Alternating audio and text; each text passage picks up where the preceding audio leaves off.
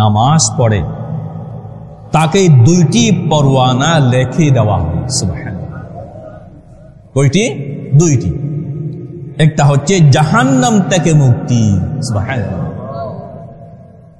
জাহান্নাম থেকে মুক্তি। আপনি 40 দিন ইমামের পিছনে তাকবীর ও উলার সাথে যদি নামাজ পড়েন তাহলে দুইটি পরওয়ানা, একটি পরওয়ানা হচ্ছে আপনাকে জাহান্নাম থেকে মুক্তি দিয়ে দিবেন। সুবহানাল্লাহ। দ্বিতীয় হচ্ছে মুনাফিকি থেকে মুক্ত করে ঘোষণা করে দেওয়া হবে। সুবহানাল্লাহ। এটা একজন মুমিনের জীবনে অনেক বড় পাওনা। এর চেয়ে মূল্যবান জিনিস আর কি হতে পারে? আপনি যদি জাহান্নাম থেকে মুক্তি পেয়ে যান, মুনাফিক দিক থেকে আপনি মুক্তি পেয়ে যান, আপনার আর কিছু পাওনা আছে? কোনো পাওনা। তারপর হচ্ছে দ্বিতীয় হচ্ছে কিয়াম। কিয়াম করা অর্থাৎ দাঁড়াইয়ে নামাজ পড়া। দাঁড়াইয়ে কি নামাজ পড়া। দাঁড়িয়ে নামাজ পড়া সম্পর্কে আল্লাহ তাআলা ইরশাদ করেন, ওয়াকুমু লিল্লাহি কানিতিন, কুমু লিল্লাহি কানিতিন। তোমরা আল্লাহর উদ্দেশ্যে বিনয়ীভাবে দাঁড়াবে, বিনয়ীভাবে নম্রভাবে দাঁড়াবে। নামাজ ফরজ হোক বা ওয়াজিব হোক বা সুন্নত মুআক্কাদা হোক, দাঁড়িয়ে নামাজ আদায় করা এটা ফরজ। বিনা উজুরে যদি কেউ এসব নামাজ বসে পড়ে তাহলে তা শুদ্ধ হবে না। একটা মশলা আমি বারবার বলি, সমস্ত জায়গায়, বাজারে, দোকানে, সব জায়গায় হেঁটে হেঁটে আমরা হাঁটতে পারি, চলতে পারি, কিন্তু মসজিদে এসে চেয়ারে আমাদেরকে বসে নামাজ পড়তে হবে। যদি অক্ষম হয়, মশলা হচ্ছে যদি অক্ষম হয়, আপনি বসতে পারেন না, দাঁড়াতে পারেন না, আপনি যদি অক্ষম, তখন আপনি চেয়ারে বসে নামাজ পড়ার অনুমতি রয়েছে শরীয়তে। হাদিসের মধ্যে, কোরআন হাদিসের মধ্যে দাঁড়ানো এবং বসা এই দুটি শব্দ আছে, জুলুস এবং কুউদ। জুলুস এবং কুউদ এই দুটি শব্দ আছে কোরআনের মধ্যে, হাদিসের মধ্যে। দাঁড়িয়ে পড়ো, দাঁড়িয়ে পড়তে না পারলে বসে পড়ো। এই দুটি শব্দ ছাড়া আপনি যদি অক্ষম, বসতে পারেন না, দাঁড়াতে পারেন না, তখন হয়তো আল্লাহ আপনাকে মাফ করবেন চেয়ার বসে। সেই জন্যে আপনি যদি বসে পড়লে আল্লাহ এটা কি করবেন? মাফ করবেন। তারপরে হচ্ছে কিরাত পড়া। কিরাত পড়া নামাজের অন্যতম একটা ফরজ। কিরাত সম্পর্কে আল্লাহ তাআলা ইরশাদ করেন, ফাকরাউ মা তায়াসসারা মিনাল কুরআন, ফাকরাউ মা তায়াসসারা মিনাল কুরআন। তোমরা কুরআন থেকে যতটুকু সম্ভব হয় ততটুকু পড়ো। আমি অনেকবার বলি, সূরা আমি যে নামাজ পড়ি, আলম তারা থেকে সূরা নাস পর্যন্ত মোটামুটি 4-5টি ছোটি সূরা সহি শুদ্ধভাবে এটা আপনার থেকে জানা এটা ফরজ। আপনি 40, 50, 60, 70 বছর নামাজ পড়ছেন, সূরা কিরাতটা যদি আপনার অশুদ্ধ হয়, নামাজ সহি হবে? আপনি আল্লাহর কাছে কি জবাব দিবেন? এখনো সময় আছে। একটা হাফেজ নিয়ে অথবা হেফজাহানা মাদ্রাসা দিয়ে আপনি 4-5টা সূরা সহি শুদ্ধ করেন, আপনি পার পাবেন না। বলবে আল্লাহ আমি তো সময় পাই নাই, আমি শিখতে পারি না। না, আপনার থেকে 510টি, কমসে কম 4টি ফাকরাউ মা তায়াসসারা মিনাল কুরআন, এই সহি শুদ্ধভাবে নামাজের মধ্যে পড়া এটা ফরজ। অন্যথায় আপনার নামাজ আপনার চেহারার মধ্যে নিক্ষেপ করে। নাউযুবিল্লাহ।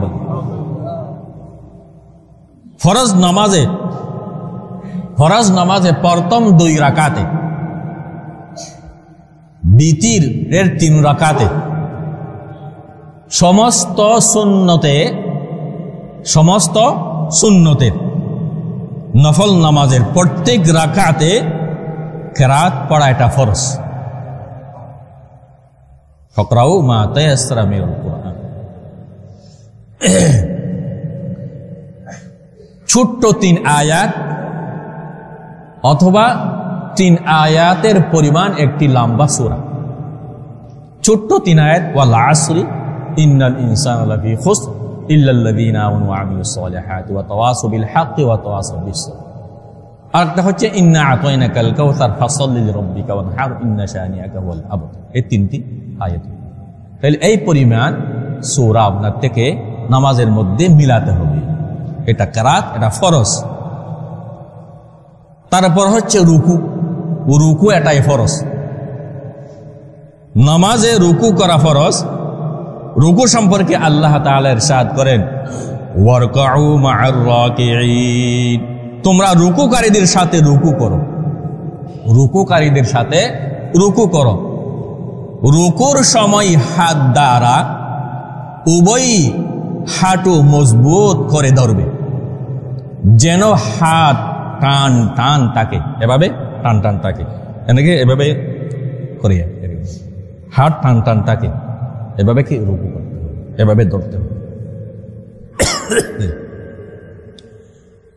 কোথাও বাস থাকবে না, এভাবে বাস থাকবে না, এভাবে সোজা থাকবে।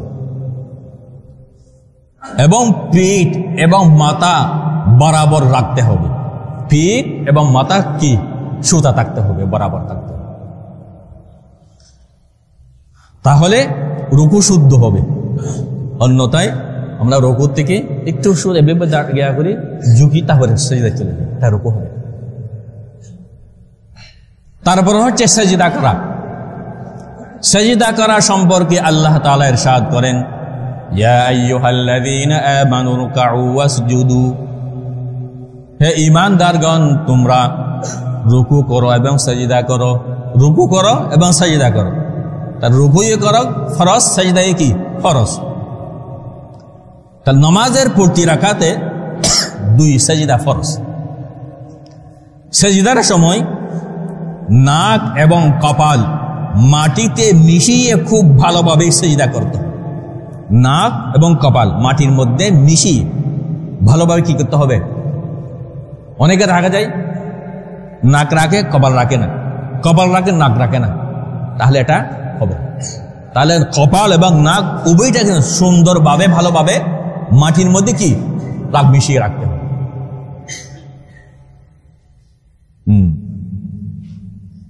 তারপরে কারো যদি উজর হয়, কপালে জখম, নাকে জখম, তাহলে কোনো অসুবিধা নেই, কপাল রাখবেন, নাক না রাখলে কোনো অসুবিধা নেই। উজর, যাদের উজর আছে। তারপরে একটা হচ্ছে শেষ বৈঠক, এটা ফরজ। নামাজের শেষ বৈঠক এটা ফরজ। এর পরিমাণ হচ্ছে আত্তাহিয়াতু লিল্লাহি ওয়াস সালাওয়াতু, এটা পুরো শেষ পর্যন্ত, আবদুহু ওয়া রাসূলুহু, এতটুকু বসাটি ফরজ। আর আত্তাহিয়াতু পড়া ওয়াজিব, আত্তাহিয়াতু পড়া ওয়াজিব। এরপর দুরূদ শরীফ, দুআয়ে মাসুন পড়া মাসনুন, সুন্নত। তাহলে নামাজের ভিতরে বাইরে 13টি ফরজ আমরা জানতে পারি। নামাজের মোট 11টি ফরজ এবং ওয়াজিব। নামাজের মধ্যে 11টি কি ওয়াজিব।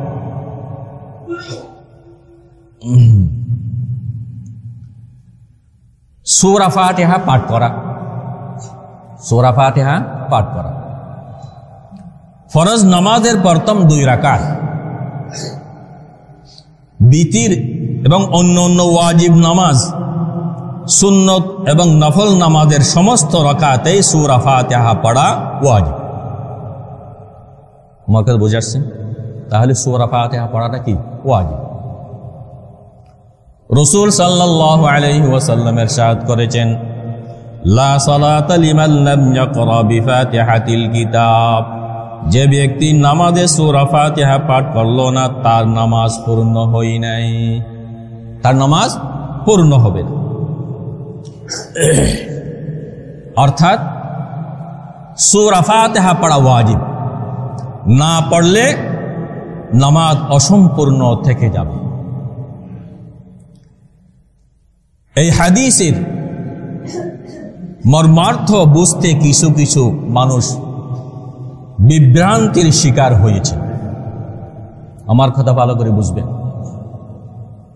যেমন আমাদের দেশে কিছু গায়র মুকাল্লিদ আছে আর আহলে হাদিস বাইরা আছে, তারা জামাতে নামাজ পড়লেও ইমামের পিছনে এই সূরা ফাতিহা পাঠ করে থাকেন। পড়ে না? পড়ে। অথচ ইমামের পিছনে ইমামের সাথে সাথে মুক্তদি যদি কেরাত পড়ে তাহলে মাকরুহে তাহরিমা হবে। মাকরুহ তাহরিম মানে হারামের কাছাকাছি, হাতক হারাম। তাহলে যারা ইমামের পিছনে সূরা ফাতিহা পড়ে, তারা বলেন, দলিল দেয়, কি দলিল? লা সালাতা লিমান লাম ইয়াকরা বিফাতিহাতিল কিতাব, যে ব্যক্তি ফাতিহা পড়লো না তার নামাজ হবে না, এটা দলিল দেয়। এর জবাব আমি দিচ্ছি। তাহলে এইটাই তারা কি দলিল দেয়? যে ব্যক্তি সূরা ফাতিহা পড়লো না তার নামাজ হবে না। এটা সহিহ হাদিস, লা সালাতা লিমান লাম ইয়াকরা বিফাতিহাতিল কিতাব, এটা সহিহ হাদিস। সুতরাং এর উপর আমল করতে হবে। তারা বলে এর উপর কি করতে হবে? আমল করতে হবে, সহিহ হাদিসের উপর আমল করতে হবে। আমরা এর উত্তর দিয়ে আমরা বলি, হাদিস সহিহ, এতে কোনো সন্দেহ নেই। হাদিস সহিহ, এতে কোনো কি নেই? সন্দেহ নেই। তবে হাদিসের মর্মার্থ বুঝতে আপনাদের অসুবিধা হয়ে গেছে। হাদিস বুঝতে হবে কোরআনের আলোকে। এই কথাটা আপনারা ভালোভাবে বুঝবেন। হাদিস বুঝতে হবে কোরআনের আলোকে, আর কোরআন বুঝতে হবে হাদিসের আলোকে। এটা উসুল, এটা কানুন, এটা আরবির মধ্যে উসুল, এটা উসুল হাদিস। তাহলে এই জিনিসটা বুঝতে হবে। হাদিস বুঝতে হবে কোরআনের আলোকে, আর কোরআন বুঝতে হবে হাদিসের আলোকে। কোরআন এবং হাদিস পরস্পর যদি বিরোধ হয়ে গেলে, বিরোধ হয়ে গেল না? কোরআনে বলছে একরকম, হাদিসের বলছে আরেক রকম, বিরোধ হয়ে গেল না? বিরোধ হয়ে গেল। তখন কি করবেন? তখন কোরআনের আয়াতকে প্রাধান্য দিতে হবে। আমার কথা বুঝে আসছে? কোরআনের আয়াতকে কি দিতে হবে? প্রাধান্য দিতে হবে। কোরআনে কারীমে আল্লাহ তাআলা ইরশাদ করেন, কোরআনে কি বলেন দেখেন, ওয়াইদা কুরিআল কুরআনু ফাসতামিউ লাহু ওয়া আনসিতু লাআল্লাকুম তুরহামুন। যখন কোরআন পাঠ করা হয় তখন তোমরা মনোযোগ সহকারে কোরআন শুনো এবং চুপ থাকো। কুরিআল কুরআনও যখন কোরআন পড়া হয়, ফাসতামিউ লাহু, ভালো করে শুনো, ওয়া আনসিতু, চুপ থাকো। তখন কি হবে? লাআল্লাকুম তুরহামুন, যাতে তোমাদের উপর রহমত নাজিল হয়। এটা কি কোরআনের আয়াত। সুবহানাল্লাহ। হযরত আব্দুল্লাহ ইবনে আব্বাস রাদিয়াল্লাহু তাআলা আনহু বলেন, এই আয়াত, এটা আব্দুল্লাহ ইবনে আব্বাস, এটা কোন সাহাবী?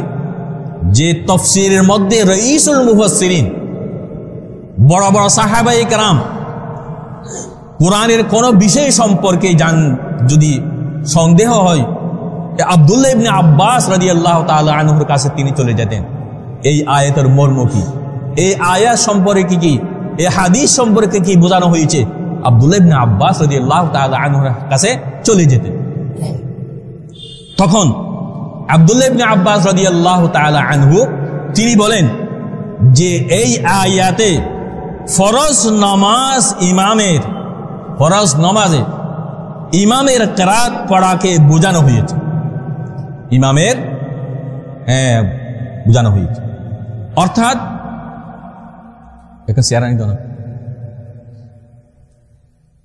ইমাম যখন কিরাত পড়বে, ইমাম যখন কি কিরাত পড়বে, মুক্তদিগণ তখন চুপ থাকবে, মুক্তদিগণ তখন কি থাকবে? চুপ থাকবে ও মনোযোগ সহকারে শুনবে, বুঝছেন? এবং এই অর্থটা অন্য হাদিসও পাওয়া যায়। রাসূল সাল্লাল্লাহু আলাইহি ওয়াসাল্লামের ইরশাদ করেন, মান কানা লাহু ইমামুন ফাকিরাআতুল ইমামি লাহু কিরাআতুন, মান কানা লাহু ইমামুন ফাকিরাআতুল ইমামি লাহু কিরাআতুন। যার ইমাম আছে, ইমামের কিরাত তারে কিরাত। এই যার ইমাম আছে, ইমামের কিরাত তারে কিরাত। অর্থাৎ ইমাম পড়লে মুক্তদির জন্য তা যথেষ্ট হয়ে যাবে, মুক্তদির ভিন্নভাবে পড়া আর লাগবে না। এখন প্রশ্ন হলো যে তাহলে সহিহ হাদিসে আছে লা সালাতা লিমান লাম ইয়াকরা বিফাতিহাতিল কিতাব, তাহলে এই হাদিস দিয়ে আমরা এখন কি করব? এর দ্বারা উদ্দেশ্য কি? এর দ্বারা উদ্দেশ্য কি? তার জবাব হলো এই হাদিস মুনফরিদের জন্য, অর্থাৎ যারা একা একা নামাজ পড়ে, যারা জামাতের সাথে নয়, একা একা নামাজ পড়বে, তারা সূরা ফাতিহা পড়বে। তারা যদি সূরা ফাতিহা না পড়ে তাদের নামাজ অসম্পূর্ণ হবে। আমার কথা বুঝে আসছে? আর যদি ইমামের পিছনে পড়ে তখন মুক্তদিগণ পড়বে না। ফাকিরাতুল ইমামে কিরাআতুন, ইমামে কিরাত পড়লে মুক্তদির কিরাত হয়ে যাবে, আর দ্বিতীয়বার মুক্তদি নামাজ কিরাত পড়বে না, সূরা ফাতিহা পড়বে না। আমার কথা বুঝে আসছে? সেজন্য লা সালাতা ইল্লা বিফাতিহাতিল কিতাব অর্থ হচ্ছে যারা একা নামাজ পড়ে, একা যারা নামাজ পড়বে তাদের জন্য সূরা ফাতিহা, আর মুক্তদির পিছনে পড়লে তাদের জন্য সূরা ফাতিহা পড়া মুকরুহ তাহরিমা। ইমাম আবু হানিফা রাহমাতুল্লাহ আলাইহি ওয়াসাল্লাম। সেজন্য কোরআন এবং হাদিসের মধ্যে যদি কি হয় বিতর্ক সৃষ্টি হয়, তো কোরআনকে প্রাধান্য দিতে হবে। সেজন্য ওয়াইদা কুরিয়াল কুরআনু ফাসতামিউ লাহু ওয়া আনসিতু লাআল্লাকুম তুরহামুন। যখন কোরআন পড়া হয়, যখন ফরজ নামাজের মধ্যে যখন কোরআন তেলাওয়াত হবে, ইমাম সাহেব পড়বে, তখন চুপ থাকবে। ফাসতামিউ, কান দি ভালো করে শুনবে, ওয়া আনসিতু, চুপ থাকবে, লাআল্লাকুম তুরহামুন, আল্লাহ তোমাদের উপর কি রহমত নাযিল। তাহলে এই নামাজের আজকে মাসলা মাসাইল সম্পর্কে আপনাদের খেদমতে আরজ করা হলো। সেজন্য আল্লাহ পাক রব্বুল আলামিন এই নামাজের ভিতরের বাইরে 13টি ফরজ যাতে আমরা ভালোভাবে তৌফিক দান করেন। আমিন। আসসালামু আলাইকুম ওয়া রাহমাতুল্লাহ।